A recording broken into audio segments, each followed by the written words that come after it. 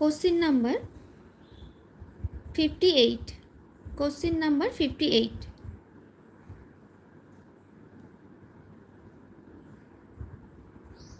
অবশ্যই তোমরা কিন্তু একটু কমেন্টস করে জানাবে। ক্লাসটি ভালো লাগলে সবাই একটু লাইক করে দেবে।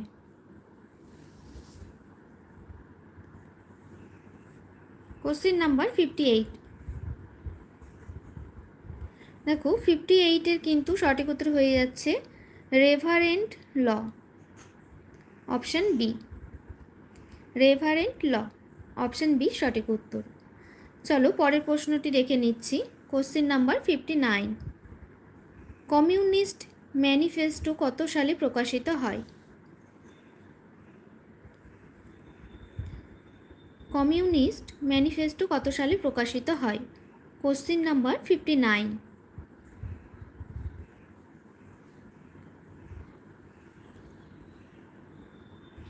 Question number 59।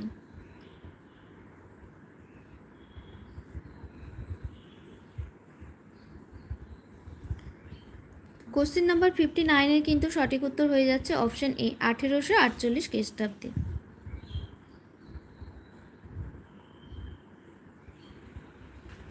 যারা কমেন্টস করছো সবাইকে থ্যাংক ইউ।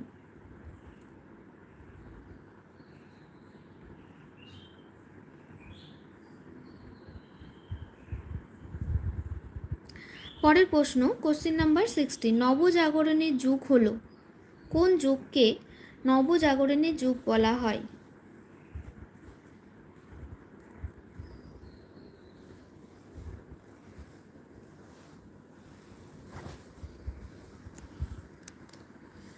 কোন যুগকে নবজাগরণের যুগ বলা হয়? Question number 60।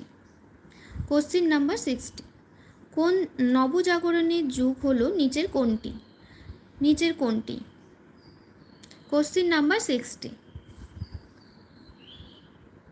সবাই একটু কমেন্টস করবে।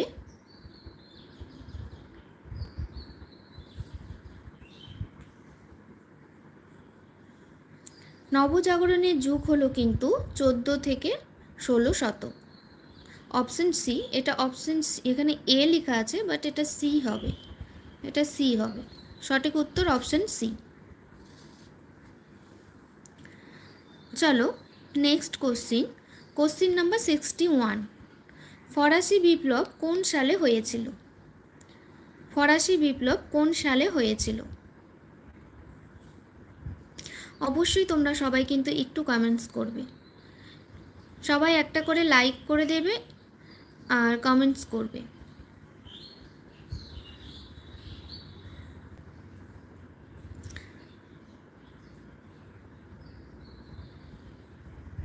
ফরাসি বিপ্লব কোন সালে হয়েছিল? Question number 61। Question number 61। যারা যারা ক্লাসটি জয়েন করেছে সবাইকে অনেক অনেক ওয়েলকাম।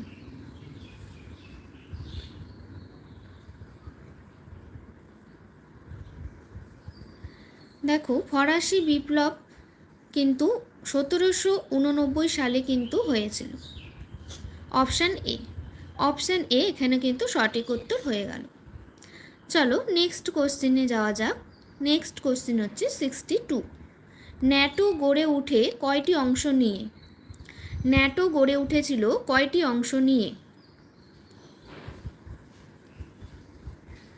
ন্যাটো গড়ে উঠেছিল কয়টি অংশ নিয়ে? 62। দেখুন ন্যাটো গড়ে উঠেছিল কিন্তু 10টি অংশ নিয়ে, অপশন সি। অপশন সি কিন্তু সঠিক উত্তর, অপশন সি কিন্তু সঠিক উত্তর। চলো নেক্সট কোশ্চেন দেখে নিই।